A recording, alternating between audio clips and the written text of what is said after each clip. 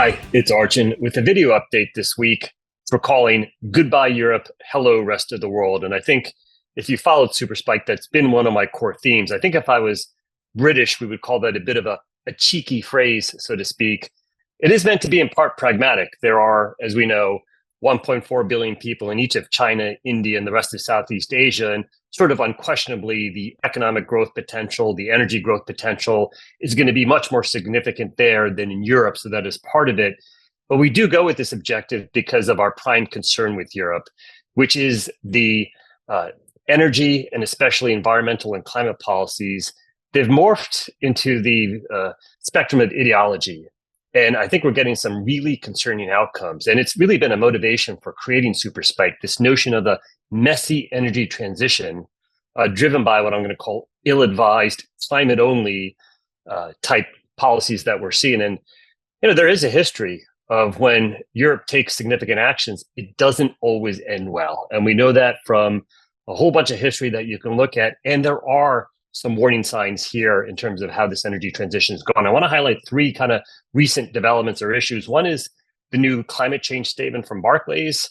The second will be this concept of de-industrialization, which Bloomberg had a great article about Germany being post-peak as a superpower on the industrial side, and I'll spend a moment on that. And then finally touch upon Norway's oil demand and EV analysis that I published last week. And then really, what does this all mean for US and Canadian companies in particular? So let me start with Barclays. And they published on, I'm going to reference it here on my iPad, February 9th, 2024, they updated their climate change statement. There is a summary page and then a deeper 12-page document, and we'll link to it in our show notes here. I'm going to just pull up the first three bullets. And I'm going to say that we can see real signs of the IEA's net zero report, as well as the Glasgow Financial Alliance for Net Zero, which we've talked about in the past, is really being all over kind of the continued progression of these climate change statements, which I'm going to say are in a very troubling direction. And I'm going to just quote directly so I don't misquote it. So Barclays' new climate change statement says, no project finance or other direct finance to energy clients for upstream oil and gas expansion projects or related infrastructure. And they go on with a few more sentences. In the International Energy Agency, the IEA's net zero scenario, new long lead time upstream oil and gas projects are not required on a 1.5 degrees Celsius aligned pathway for current and future parenthetical declining global demand to be satisfied. Investment is needed to support existing assets while clean energy is scaled. Barclays understands the critical importance of energy being secure, reliable, affordable, et cetera, et cetera, et cetera. And just the last statement is, this policy is important lever for reducing our financed emissions and has been informed by engagement with stakeholders, blah, blah, blah. And that last bit refers to Glasgow Financial Alliance for Net Zero. So this IEA Net Zero report, yes, it's a scenario. Yes, it has lots of caveats. But here again, yet again, we have an example of a bank, Barclays, taking it literally and saying it does not call for new oil. So they're not. So now they're not going to support new oil and gas expansion projects or related infrastructure. It really is the issue with this report. It has been weaponized. It's been obviously weaponized, and you're seeing some really troubling developments coming out of it, as well as this metric that comes from the GFANZ group, the Glasgow Financial Alliance for Net Zero, that says that banks, and the intention of this group is to put pressure on banks and capital markets providers to look at their emissions finance as a core metric. And there's a lot of issues with that. It presumes that these scenarios are on track to be realized. And we all know that the IEA's net zero scenario is already way off track. It's not a close call. That report actually had oil demand peaking in 2019. It's going to make an all-time high here in 2024 and probably for the next several years. And I think for the next several decades, but we can debate the longer end of it. The scenario is already off track, yet it is still being cited to not provide new project finance or other direct finance to energy clients for upstream oil and gas expansion projects or related infrastructure. Huge, huge issue. And this emissions finance metric, having organizations like this essentially dictate to banks what projects are acceptable and what are not acceptable, hugely, hugely troubling sign. Now, we've seen in the past that sometimes the sustainability groups or the CEOs or the heads of these financial firms put out these kind of statements. And then at lower levels, the regional banker or investment banker, whomever, will say, well, it doesn't apply to you. That's from on top. It's going to take a long time. These statements are problematic. And I think the question is, do you want to do business with folks that have these types of objectives coming down from the top? And how, as companies or as industry, are you going to deal with that? Maybe you don't do business with them. Make no mistake. We've seen this pressure continue to be put on especially Western financial institutions. It's one of my other big issues with the GFANS group. Is this going to target Chinese banks or Indian banks or Middle Eastern banks or Russian banks or financial institutions around the world? It's going to de facto put disproportionate pressure on Western Europe, the UK, the US, and Canada. And of course, those are the financial institutions that primarily support energy companies, especially oil and gas firms, in those same areas. And I think the net effect of all this can be that you will see less financing ultimately going to these traditional sectors. Now, as you all know, my background is as a Wall Street person. We generally prefer less CapEx, less supply. I'm big focused on profitability. And when you have financing halted, you'd say all else equal, it's probably good for sector profits if companies aren't able to get as many growth projects. And I think that's going to be true.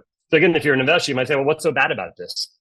Return on capital will be higher for the sector if less projects can go forward. I think that is true.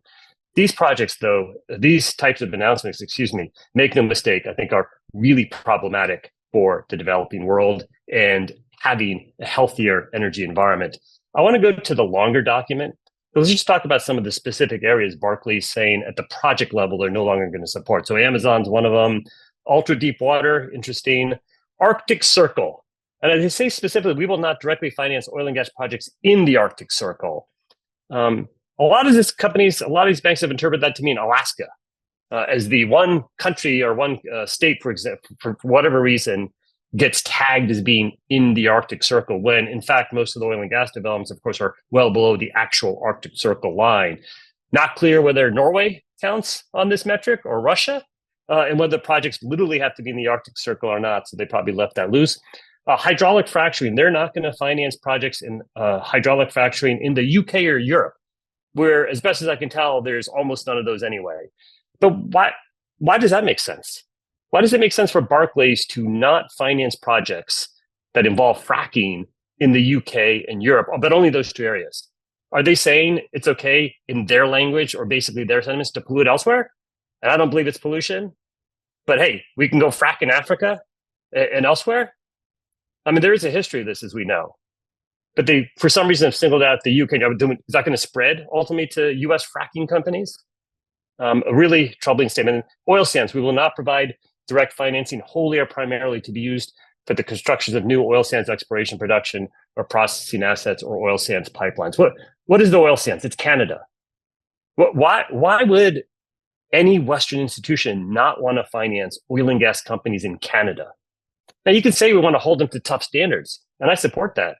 If you want to say there's a need for Pathways Alliance to move forward to eliminate the scope one disadvantage that oil sands assets have versus other oil fields, that's fine.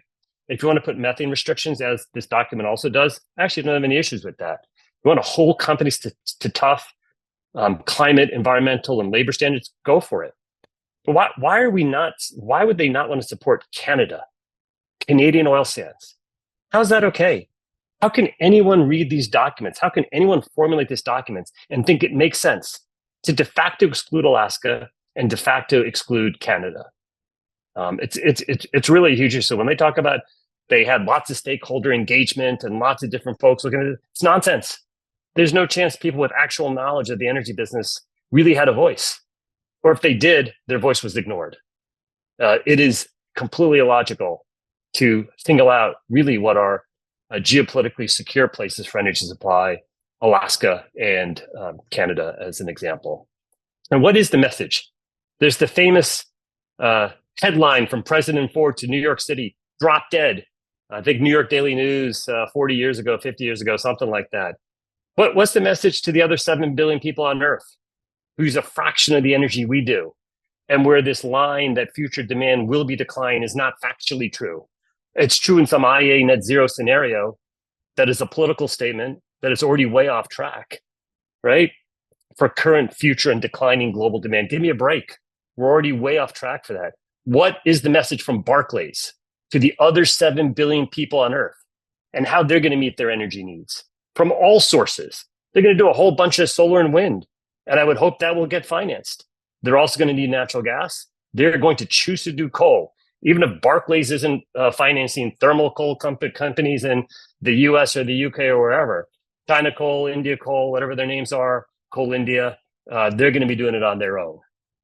Nuclear, what about that? These rest of the world needs a lot of energy. And what is the message to these people? They're going to need gas. They're going to need oil. They're going to need a whole bunch of traditional energy to go with the new stuff.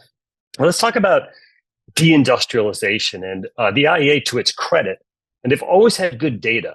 So my critique of IEA leadership should not be confused with the good people who do the work on actually tabulating a lot of great energy data, including this Electricity 2024 report. So this looks at energy prices in a range of different countries and regions. And what really jumps out is Germany's much higher electricity prices than many other key regions. I mean, Italy's off the charts here. The EU overall is high. France, to its credit, and we all know France is whatever, 70, 75% nuclear. They have very competitive electricity prices to their credit. Norway, of course, is overwhelmingly hydropower, or it only has a lot of it. To their credit, very low electricity prices. And what is remarkable, of course, is the United States, which has nuclear, 15 to 20% of our mix, I want to say. We have some hydropower, I want to say that's single digits, but it's obviously overwhelmingly natural gas that is contributing to our very inexpensive electricity prices here in the US. And I was surprised to see that actually China, and this is electricity prices to major industrial companies or the industrial sector. I didn't realize China actually had higher electricity prices than the US. I probably had to check that data. And Germany, while it certainly has spiked post-Russia, Ukraine, and all the challenges there, and it's come down in the last year or so, even prior to that, 2019, which is pre-COVID, their electricity prices are higher. And you're starting to see it come through in this industrial production data. The blue line is Germany. The white line is US. It's an index of industrial production. It's obviously from Bloomberg. And Europe is now in obvious structural decline. It actually peaked in, I want to say, 2018 period. And this could be a host of reasons. It's not necessarily purely because electricity prices are high. That clearly is a factor. It can be for a whole host of reasons, but it's a troubling sign. And some of this decline seems to be accelerating now. Data can always be volatile, and we'll see how this trend progresses. But this issue of deindustrialization, and I'm sorry to go back to it, it's probably not a best practice to go backwards here, but you have these very ideological climate-only policies.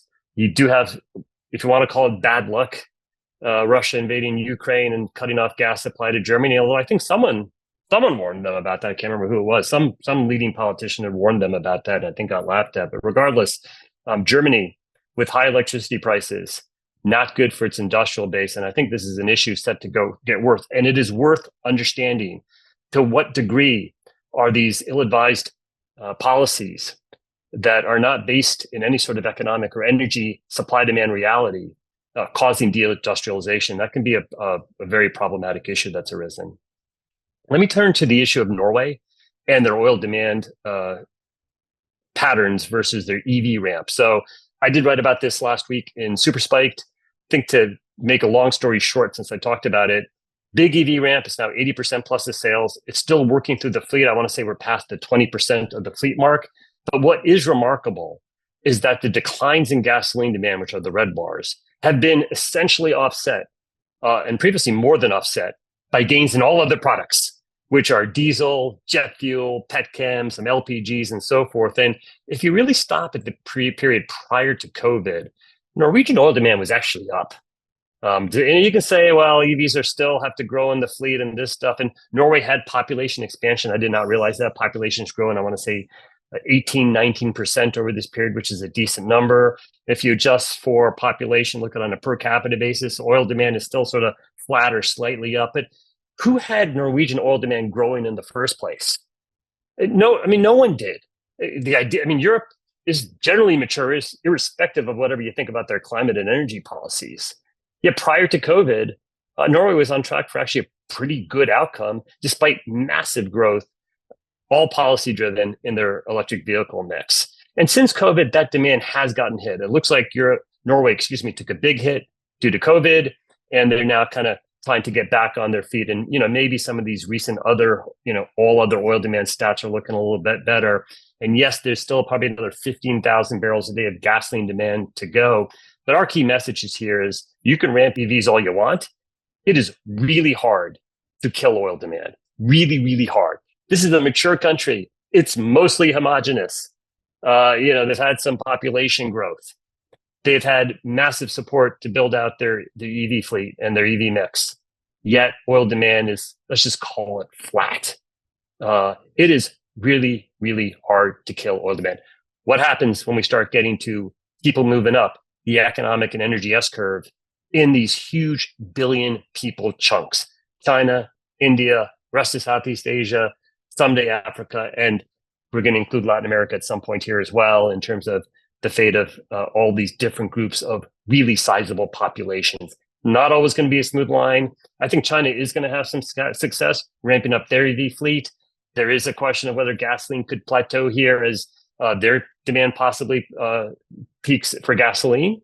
But there's the whole rest of the barrel. Globally, gasoline is only about a quarter of the oil demand barrel. And in this very ideal scenario, a homogeneous, rich country, which, by the way, is blessed with oil and gas and blessed with hydropower, even they have not been able to kill oil demand. And it's a really important lesson to take away and go back to that IEA net zero report. Where is there evidence that oil demand will be declining absent recession? There's no evidence of it. Why is this the basis for Barclay's statements? How is this okay? How can people not just look at these numbers and say, hey, maybe we should question our ideology at least a little bit? And if this is something we want to address oil demand, are we sure we're doing it in a healthy way? What about the other 7 billion people on Earth? Where is all that critical thinking? It's not that hard. This data is accessible. You don't have to be a Wall Street analyst to get this data today. Let me talk about US and Canada. And really this question of, will we be, I'm going to include Canada in the we, I'm American, I'm going to include Canada. Will we be part of the problem or will we be part of the solution? And I think we'll have to start with the financial institutions like we did with Europe with Barclays. There is a lot of pressure on the US investment banks and the major capital markets providers to follow in the path of these European institutions. And even if it's a slow wind down there, I know that Barclays is going to have a local banker saying, oh, those statements don't apply to us. We're still going to bank you. Fine. Do you trust that? How long is that going to last? But what about our banks? Are you sure they're going to stay committed? I hope they will. It always feels like pragmatism is starting to creep into the conversation, but I think that's what I want to believe. Barclays just put this out on February 9th, like a week ago, not even a week ago, it's 4 days ago. Where's the pragmatism in this Barclays climate change statement? Right? So are we sure? And I actually, in this case, have more hope for the Canadian banks. To me, they are more likely to stay committed to their Canadian clients. And I'm very concerned about American banks over the long run as the pressure continues. And as this lack of sort of basic energy literacy and understanding and this unwillingness to examine when your core assumptions have not come true. Look, again, Norwegian oil demand is basically flat, despite a massive EV ramp. Even if you eliminate the remaining 15,000 barrels a day of gasoline demand once it's 100% of the fleet, you're not getting any different outcome. And maybe they're going to actually recover from COVID. Are we going to be part of the problem or part of the solution? If you are part of the developing world, can you count on, will you have access to American and Canadian oil and natural gas resources? There is massive energy growth coming in places that are not inherently long crude oil or natural gas. And as I've said before, for China, India, rest of Southeast Asia, where that statement is largely true, there's going to be huge motivation to do what's next. They're going to want to do solar and wind because once it's up and running, it is a de facto domestic resource, irrespective of where those panels and turbines came from. And I think they're going to be motivated to do all other forms of new technology, some of which we don't even know yet. Nuclear will be part of the mix. Unfortunately, if you're a climate person, coal is for sure going to be part of the mix. It may take share from natural gas or keep natural gas from having an even greater share because it's cheaper to do coal than imported LNG. But are we going to be part of the solution? And I will say, to the credit of these countries, I think the Middle East countries, United Arab Emirates, Saudi, they want to be part of the solution. As best as I can tell from ADNOC and Saudi Aramco, two respected, well-run companies, they're on track to be part of the solution. Sadly or frighteningly as an American, I'll say this as an American, Russia looks like they want to be part of the solution, providing their energy to the developing world. Why are we not proactively touting American strength on oil, natural gas, LNG as part of natural gas, but also our new technologies? Tesla is a massive success. I support electric vehicle technology, battery storage. Maybe it's heat pumps down the road. All the new stuff that Silicon Valley and Austin and Houston and all these different areas of energy innovation are focusing on, we should be exporting all of it. We should be doing this from a position of strength. I think the question is, what other areas are welcoming for capital spending? So there is a need to provide oil and gas to the rest of the world. Unfortunately, we still have Texas here in the United States where we can take some comfort. I hope we can count on the province of Alberta in Canada. North Dakota, of course, has been a state where development's been okay. What other regions should we be looking at that will be welcoming to CapEx? There's always geopolitical issues when you go to the rest of the world, but as we can see, there are geopolitical issues in the United States, in Canada, and in Western Europe. And the final point, and perhaps I already addressed it, is this LNG pause. It's the opposite of sensible leadership. It is creating an uncertainty. It's creating a divisiveness. Who needs LNG, which I think most people have never really heard of unless you're an energy person? Who needs that to be part of the culture war? It's insane. If you want permits for transmission lines and solar installations, why would you create a new permitting delay in a different form of energy? Why are we picking winners and losers? If there's listen, pragmatically, are there too many LNG projects going forward down the road? Probably. Are they all going to go forward? No, they're not. Is there a need to understand the overall impact on domestic pricing? Sure. Is there a need to understand their overall footprint and emissions and all these metrics? Of course there is. That doesn't mean you need to do a pause that came down the way it did. That's the problem. It's now created a new geopolitical element to this, which is totally unneeded and totally unhelpful. Absolutely, one could have addressed legitimate concerns about the pace of our buildup and some of its impacts. There's no way that this was the best way to do it. It is the opposite of sensible leadership. How is it even a question that we need all of the above energy, including a whole bunch of the new stuff? Our oil and gas, hold it to a high standard on methane, on labor, on other factors, hold the companies to a high standard, but ensure it's part of the solution. Are we part of the solution in America, or are we going to be part of the problem? So what are the takeaways for corporates and investors? I've said it many times now. I don't think peak demand is anywhere in sight. So if you're an energy company, what are the future supply opportunities you are pursuing? And there's no rush. There is no shame. No one's calling for volume growth for the sake of volume growth. It is absolutely an acceptable strategy to prioritize dividends and stock buybacks while you await whatever you're going to do next. But as I discussed at the NATE conference last week, which I was very proud to attend, I was a keynote lunch speaker, the North American Prospect Exhibition. I hope I got the acronym correct, in Houston. We need new ideas. And that might be different countries. It might be different basins. It might be some traditional basins that have gotten overlooked as the world has been sort of Permian Basin, US shale dominated. What is your company doing to pursue new and different ideas? We all know that policy has always been a source of risk and volatility, and that's only increasing. There's no signs that that's on track to get better. I want to believe pragmatism will win out someday. Unfortunately, Barclays is a sharp reminder that we're nowhere near on the track for pragmatism. Fortress balance sheet is something I personally believe very strongly in, especially if you have a volatile business, if you're exposed to oil, natural gas, spot pricing, or refined product margins. And companies in these areas sometimes have a mix of lower and higher volatility businesses. But super vol is our macro backdrop. It is in part due to the policy risk. It is in part due to the uncertainty of how things will progress. There can certainly be periods where, hey, it's possible gasoline demand could peak, at least temporarily, as China continues to move up the EV ramp. What's that going to mean for product margins? Will some set of closures happen first? There's going to be a lot of volatility driven by all that's going on in the energy evolution that we're seeing in terms of policy, in terms of specific products and so forth. How do you prepare for inevitable downturns where usually the best time to really add to a business or to take advantage of things that are currently out of favor? All of that to me supports fortress balance sheet. I think if you have a low volatility business, there is the case to be made to have higher amounts of leverage, but it is still about ensuring that when the time comes to pounce, you are able to do so without having to rely too much if at all, on external financial institutions? I don't know. It may be a slow drip, but I do think you have to be, well, the best place to be would be to have things in your own control. Maybe I'll say it positively like that. It is ideally you have things in your own control from a financing perspective. And how are companies diversifying their financing options and strategies? Like, I haven't discussed defense in a while. I was probably hopeful it was starting to go away and that pragmatism was coming in. It can be a slow drip. It's probably a bigger issue for medium and smaller companies.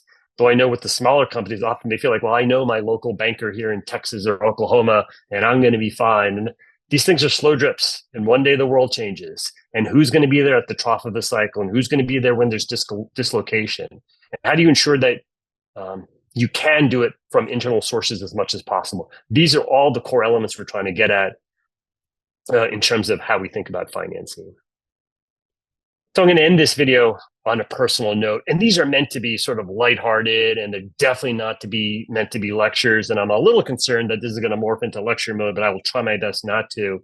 But there is this issue of being sincere in leadership styles versus what I think has become the policy of appeasement. And you see a lot of that in some of these recent announcements. And so if you take an example, you've got a climate NGO that's coming after your company or your industry. It doesn't mean there's zero legitimate points that they're making. I have come to appreciate that I think methane is something that can be no longer flared and vented. That is something that I had not spent a lot of time on historically. I've heard all the critiques, and it actually seems like a reasonable thing that can be addressed. But I think we have to be very clear on what we're talking about here. You will never, ever in a gazillion years be able to convince the climate NGO that you are worthy of continuing as a company. Their goal is to put you out of business. That is clear and obvious. Look at any of their statements on LinkedIn, Twitter, public statements, white papers they do. It is all about the traditional oil and gas business going away, right? That fact does not mean there's nothing to be done on methane, right? So how does one go away from statements of appeasement, which, if I'm being very blunt about this, is often how some of the ESG type slides and books feel, versus what I'm going to call sincere leadership. Here's what we're actually doing. Here's why we think our business is important. Here's the energy we're providing to the rest of the world. People need oil. They need natural gas. The demand is growing. And frankly, even if it was shrinking, which I don't think it will be, here's why our company is going to be lower cost, how we're going to be profitable, how our balance sheet's strong. And on some of these topics that now are in the culture war, unfortunately, and it can be related to climate, it can be related to diversity, no one needs individual slides. And it's easy for me to say as an analyst. What folks could need is real leadership and sincere statements embedded into the overall presentation framework. We're sanctioning a new project. Here's its profitability. Here's its cost of supply. And by the way, we're using, in this case, local labor, or maybe you're not. Here's what we're doing to ensure the emissions are as low as possible, or at least at whatever the competitive benchmark should be. And so here's what we're doing on all these different metrics. Have it be part of the presentations. That's fine. It is the slides of appeasement where I think corporate America is getting into trouble. And I think all I'd ask for is show sincerity. You're never going to appease the haters. And we see that time and time and time again. I'm going to apologize if this comes across as lecturing. I don't mean it as such. I'm asking for sincere leadership on these topics, not the statements of appeasement as we've seen as large parts of this video today. So I'm going to stop there. Thank you very much.